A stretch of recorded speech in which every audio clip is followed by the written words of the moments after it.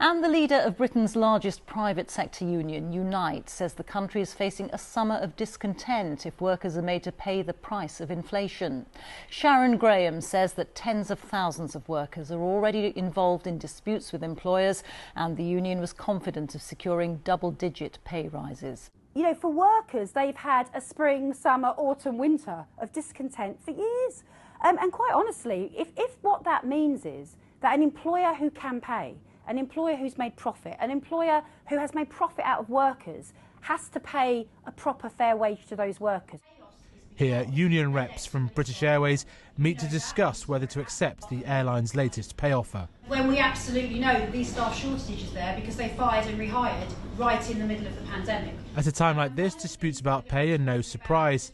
But in some workplaces, unions are beginning to assert themselves. But you are winning double-digit pay rises? Well, yes, absolutely. So we've won 23% in some of the industries. 23%. We've won 23% in logistics industry, won 23% pay rise. But you want similar wage settlements as we got in the 1970s? What I want is I want employers who've got the ability to pay.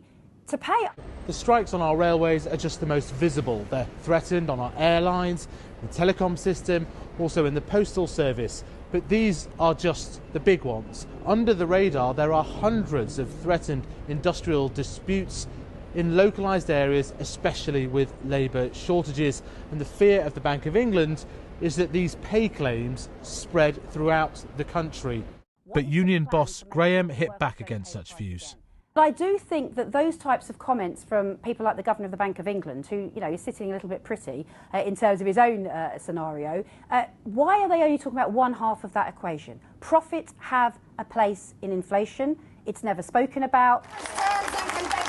At the weekend, tens of thousands of union members rallied at the traditional Durham Miners' Gala. Union membership is much smaller now than a generation ago, but leaders and members are feeling increasingly confident about their bargaining power.